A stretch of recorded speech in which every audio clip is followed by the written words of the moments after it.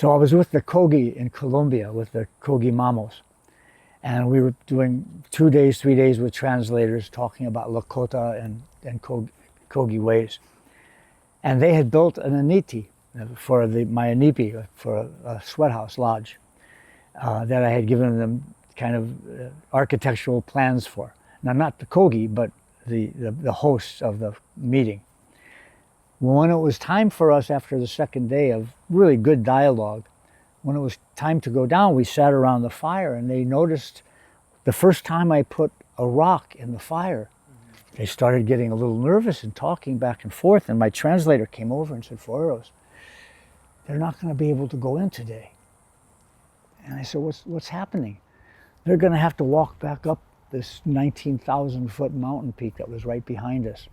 And they're going to have to get together with the community and ask the community's permission to be able to do this ceremony, because for them, rocks are sacred and you're putting them in the fire.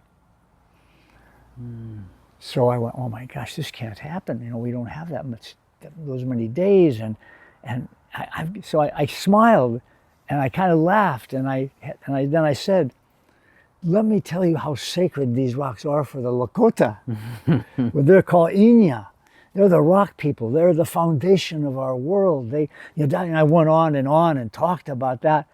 And pretty soon they got excited and they went, oh my gosh. Because for them, if a child sees a stone on the path and goes over to pick it up, the mother or father will gently say, it's moving slow, but that's on a journey, you know. So their perception, uniquely from the place-based knowledge, was this: we're not going to really touch rocks, you know, too much, right? Whereas here I am putting them into a fire. But when they realize the sacredness of it, that's worldview that we share, and that belongs to every creature on earth.